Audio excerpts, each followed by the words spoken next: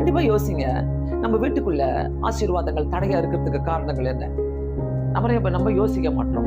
ஆசீர்வாதம், ஆசீர்வாதம், ஆசீர்வாதம், ஆசீர்வாதம் ஜெபம் பண்ணிக்கிட்டே இருக்கிறோம். ஆசீர்வாதம் யார் பேசுறாங்களோ அது பின்னாடியே ஓடுவோம். அவங்க ஆசீர்வாதம் பேசிடுவாங்க. ஆனா அது உங்க வீட்டுக்குள்ள இவ்வளவு சண்டையும், குழப்பமும், இவ்வளவு குடியும், இவ்வளவு வேண்டாத காரியங்கள் இருக்கும்போது அந்த ஆசீர்வாதம் எப்படி வீட்டுக்குள்ள வரும்?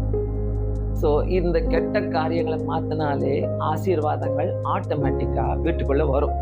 இதை நம்ம ஏன் புரிஞ்சுக்க மாட்டோம்? ரொம்ப அழகா யோசுவால ஒரு வசனம் சொல்லப்படுகிறது. 24வது அதிகாரம் 15வது வசனம். நானும் என் வீட்டாரும் என்றால் கர்த்தரையே சேவிப்போம். இது என்னைக்கு ஒரு வீட்டுக்குள்ள இருக்குதோ கண்டிப்பா அந்த வீடு ஆசீர்வதிக்கப்படும். அது இல்லாம 128வது சங்கீதம் டெய்லி ஒவ்வொரு குடும்பமும் வச்சு ஜெபிக்கணும். இந்த 128வது சங்கீதத்தை உன் கையின் பிரயாசத்தை நீ சாப்பிடுவாய், உனக்கு பாக்கியமும் நன்மையும் உண்டாயிருக்கும். ஒரு குடும்பத்தில் இதெல்லாம் நடக்கணும். உன் மனைவி வீட்டோரங்களிலே கனித்தரும் திராட்சை செடியை கொடி போல் இருப்பாள். உன் பிள்ளைகள் உன் பந்தியை சுற்றிலும் ஒலிவ மர கன்றுகளை போல் இருப்பார்கள். இதோ கர்த்தருக்கு பயப்படுகிற மனுஷன் இவ்விதமாய் ஆசீர்வதிக்கப்படுவான். அப்படியே